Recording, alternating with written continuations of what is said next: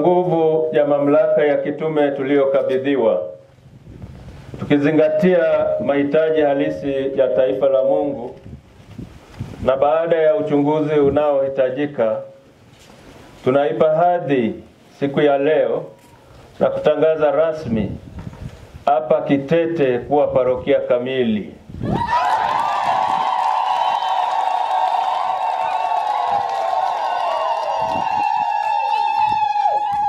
Hii ni kadiri ya mkusanyo wa sheria za kanisa kwamba parokia ni sehemu mahususi ya taifa la Mungu iliyosimikwa rasmi ndani ya mipaka ya kanisa mahalia.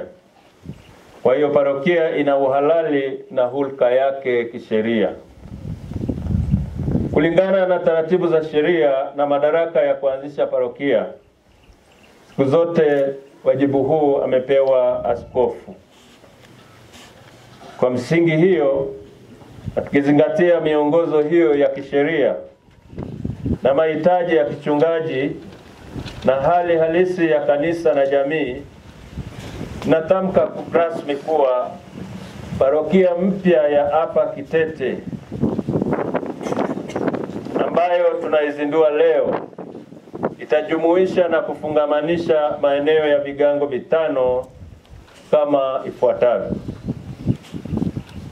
Sahama Kati, Toma, Bonde la Faru, Narai na Ujamaa Juu.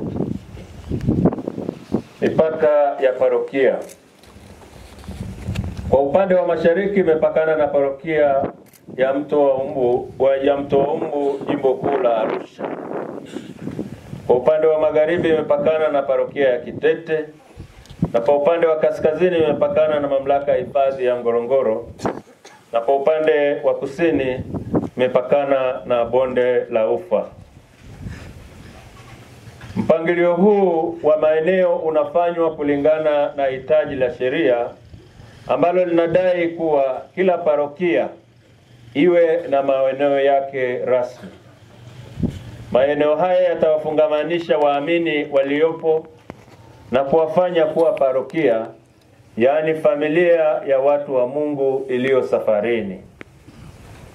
Na waagiza waamini na mchungaji wa parokia ya hapa Kitete kujizatiti na kushiriki katika uhai, majukumu na mipango ya dekania, mipango ya jimbo la Mbulu, mipango ya kanisa la Tanzania na ulimwenguni kote kwa uelewa safi, moyo radhi na mamko hai. Aidha, tunawaasa muwe makini katika kuishi imani ya kanisa moja takatifu, Katoliki na la mitume. Kila Mkristo, familia, jumuiya na vigango viwe chachu ya ushuhuda pamoja na ya uinjilishaji.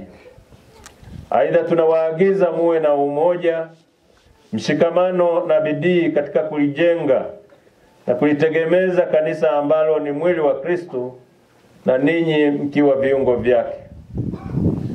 Kizingatia uzinduzi huu, natangaza rasmi kwa tunaiweka parokia hii chini ya ulinzi na usimamizi wa Mtakatifu Yosefu Mfanyakazi.